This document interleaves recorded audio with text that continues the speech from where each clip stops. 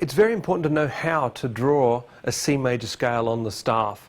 Now there's four main ways of doing this. On a treble clef we could either ascend or descend through the notes, or we could do the same on the bass. So I've drawn up four staves here. Let's have a bit of a look at how this would be done.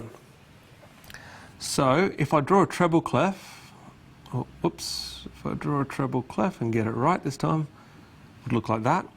Now C major scale ascending would have to start on a C.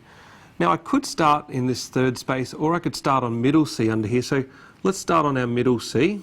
I would suggest when you ascend you obviously want to start somewhere low, and then it would go to a D, then an E, F, G, A, B, and it would finish on a C.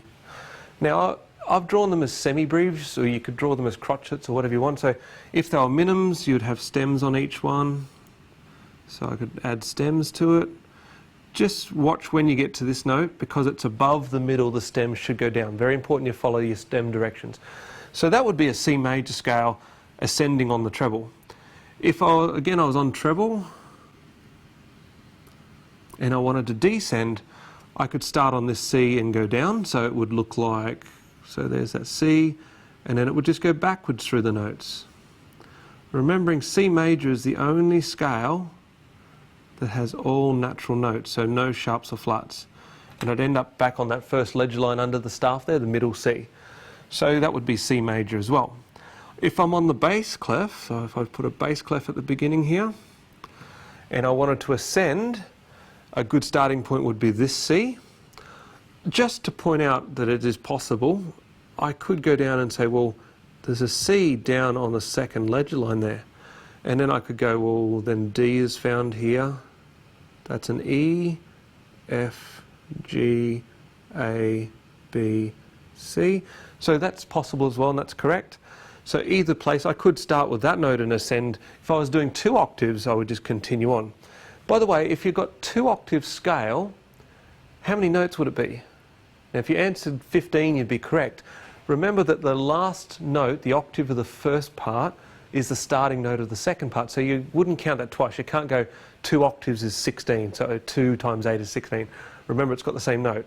So that's one option. And if I was descending, so again, I'll put a bass clef on here. So I could start on middle C. I'll try and cram it in here.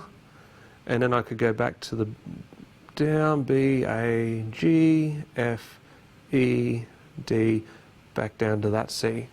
And again, you might do them as crotchets where they're all coloured in. So whatever you need. So I might as well just finish that off. Just watch that last note, because it's below the middle, its stem would go up. Now usually at the end of a scale, if it's the end of the piece of music, you should put a double bar line. So I could do that to each example, but I'll just do the last one there. So that's what a C major scale would look like if it's written on the staff. There is other options to what I've come up with there, but they're the 4 main ways. So ascending, descending, last and first note have to be a C, and there's no sharps or flats anywhere.